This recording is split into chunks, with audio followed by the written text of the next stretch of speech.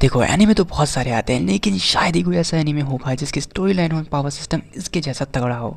तो 19 मिनट की वीडियो का लिंक मांगने से अच्छा है तुम अपना ध्यान सारा इस वीडियो में लगा दो। तो कहानी की शुरुआत होती है और हमें बताया जाता है कि इस दुनिया में अजीबोगरीब मॉन्स्टर्स हैं, अजीबोगरीब खजाने हैं और कुछ ऐसी जगह हैं जिनके बारे में हम अभी नहीं जानते हैं, और कुछ ऐसी चीज़ें भी हैं जिनके बारे में हम सिर्फ कल्पना ही कर सकते हैं। और ऐसी एक चीज़ है मैजिक, और जो लोग मैजिक की तरफ अपने आप ही खिंचे चले जाते हैं ऐसे लोगों को कहा जाता है हंटर्स।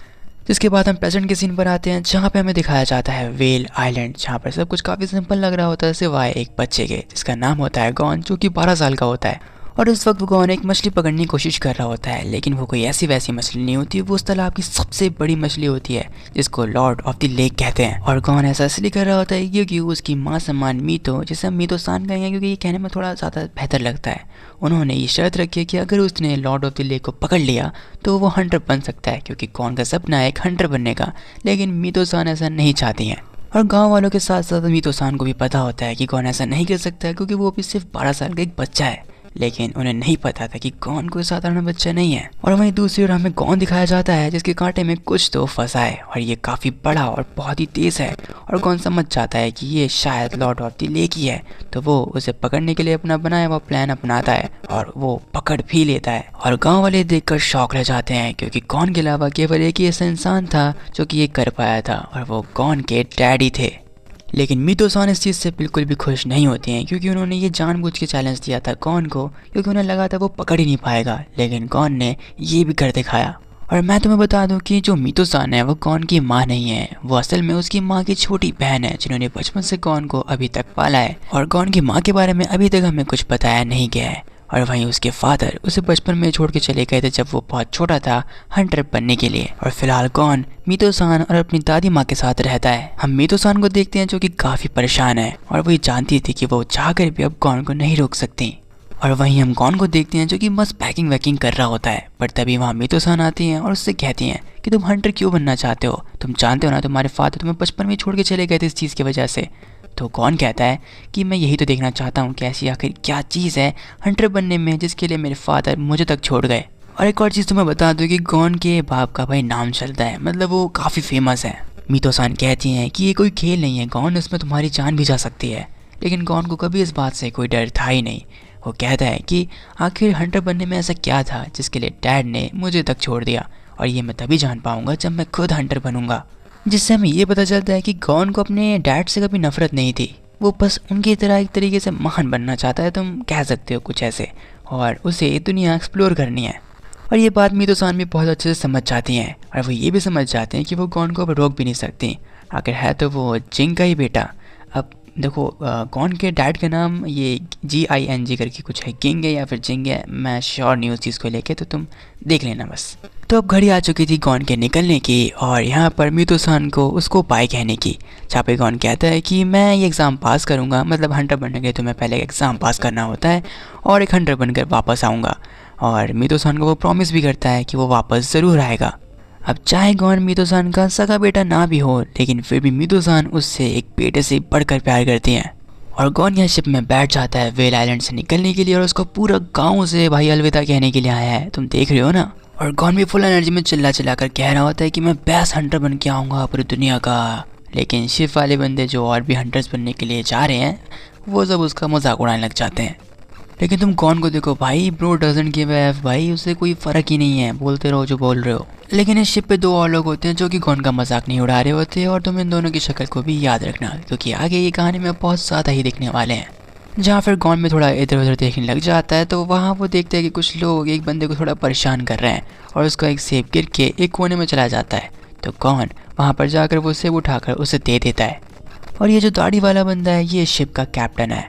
तो फिर हम देखते हैं कि गॉन नोटिस करता है कि आसमान में जो सीगल्स हैं वो चक्कर लगा रहे हैं, और फिर जब वो थोड़ा ऊपर जाकर चेक करता है हवा का रुख और हवा में जो एक स्मेल होती है उससे वो ये पता लगा लेता है कि बहुत ही बड़ा तूफान आ रहा है। और ये बात वो कैप्टन को भी बताता है, लेकिन कैप्टन को पहले तो विश्वास नहीं होता, पर जब वो उसकी आंखों को देखते हैं तब उन्हें किसी की याद आ जाती है, एंड होता वही है, एक बहुत ही बड़ा तूफान सच में आ जाता है। और कैप्टन भाई इंजॉय कर रहा है मोमेंट को, यहाँ पे सबकी फटके चारों रखे हैं, लेकिन कैप्टन कहता है अरे ये तो मैं यूँ निकाल लूँगा मैं। और कैप्टन भाई बड़ी ही आसानी से उन्हें उस तूफान से निकाल भी देता है क्योंकि उसके लिए तूफान कुछ खास था ही नहीं। जिसके बाद कैप्टन जाके देखता है कि भाई सबकी हालत ठीक तो है, जो बंदे एग्ज़ाम देने के लिए आए थे वो कैसे हैं। और सबकी हालत भाई एकदम खस्ता हो रखी होती है सिवाय गॉन के और इस बंदे के और इस बंदे के, और साथ में साथ इस बंदे के भी जिसके सेब उठा के गॉन ने दिए थे, मतलब जिसकी हेल्प की थी।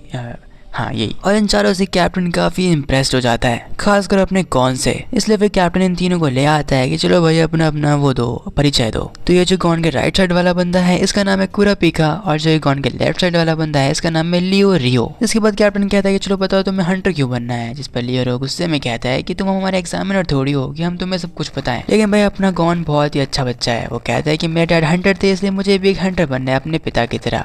और ये सुनते ही यहाँ पे कैप्टन समझ जाता है कि गॉन किंग का बेटा है या फिर जिंग का बेटा है, जो भी नाम है भाई।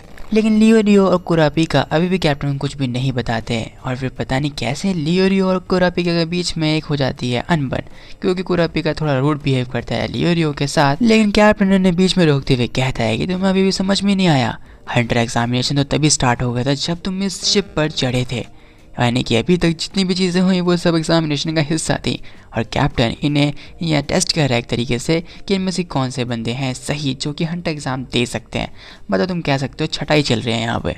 और जब तक कैप्टन इन्हें पास नहीं करेगा तब तक ये हंटर एग्ज़ाम भी नहीं दे सकते। तो मामला गंभीर है तो बताना ही पड़ेगा। तो शुरुआत करता है कुरापिका और कहता है कि मैं अपनी कुर्ता क्लैन का आखिरी सर्वाइवर हूँ, जिसको एक क्रिमिनल्स के ग्रुप ने, जिसका नाम फैंटम ट्रूप था, उसने ख़त्म कर दिया। तो मुझे एक हंटर बनना है, स्ट्रॉन्ग बनना है और फिर उन सब का सफाया करना है, मतलब इसको बदला लेना है। इस पर कैप्टन कहता है कि तुम्हें मतलब एक बाउंटी हंटर बनना है, लेकिन फैंटम ट्रूप एक क्लास A की बाउंटी है, तुम्हें डर नहीं लगता? जिस पर कुरापिका कहता है कि बिल्कुल ऑरा फार्म करते हुए कि भाई मुझे डर इस बात से लगता है कि कहीं मेरे अंदर के ये जो गुस्सा है ये ठंडा ना पड़ जाए। और शायद दोनों लड़ने के लिए आए हैं, क्योंकि फिर से किसी बात को लेकर लियो रियो और कुरापिका के बीच में अनबन हो जाती है और कुरापिका फिर से लियो रियो की अच्छी तोड़ देता है। लेकिन फिर बीच में गॉन आ जाता है और लियो रियो से कहता है कि आपको हंटर क्यों बनना है? तो लियो रियो कहता है कि इसलिए ताकि मैं पैसे कमा सकूं, क्योंकि पैसे ही तो सब कुछ है। पर इस पर कुरापिका एक कमेंट पास कर देता है और इस बार जो लियो रियो है वो नहीं सुनता, क्योंकि तीसरी बार कुरापिका ने उसकी तोड़ी होती है और वो इस बार उसकी कुर्ता क्लैन को लेकर एक कमेंट कर देता है, जो कि शायद नहीं करना चाहिए था मेरे हिसाब से।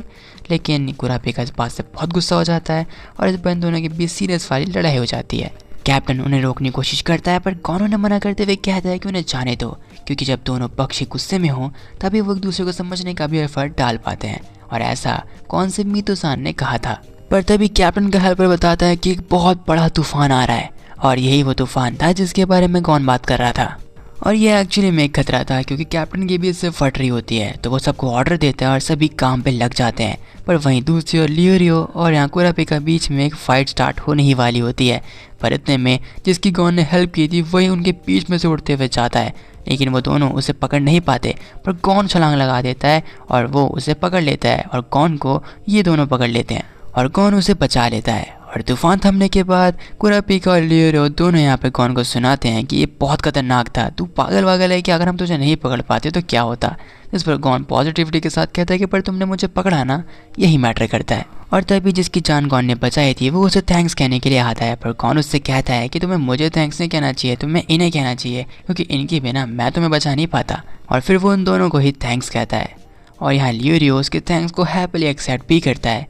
और उसका ऐसा नेचर देख के कुरापिका को समझ में आता है कि उसने लियो रियो के साथ काफ़ी गलत बिहेव किया, तो उसके लिए वो सॉरी मांगता है और लियो रियो भी उससे उसकी कुर्ता क्लैन को लेकर गलत बोलने के लिए माफ़ी मांगता है।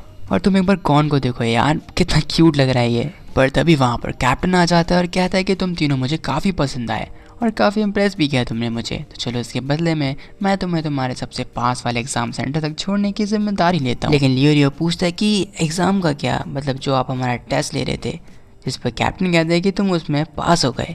और ये सुन के सभी काफ़ी खुश हो जाते हैं और काश यानी में कुछ ऐसे ही हैप्पी होता, पर ऐसा नहीं है, क्योंकि जैसे जैसे कहानी पढ़ेगी तुम ऐसी चीज़ें देखोगे कि तुम्हें लगेगा यार स्टार्टिंग कैसी थी और अब कहानी कहाँ जा रही है। और ये जो अपना गॉन है यार, जितना पॉजिटिव रहता है, इस बेचारे की भी मतलब कहते हुए अच्छा तो नहीं लग रहा, लेकिन इसके भी मेंटल हेल्थ की ऐसी की तैसी होने वाली है। और मैं इसके बैक टू बैक एपिसोड्स ला सकता हूँ, क्योंकि इसके काफ़ी सारे एपिसोड हैं, सारे एक से बढ़ के एक हैं, पर ये डिपेंड करता है तुम्हारे रिस्पॉन्स पर। So let's see what happens, और मैं तुम्हें मिलूंगा अगली वीडियो में। तब तक के लिए स्वस्थ रहें, सुरक्षित रहें।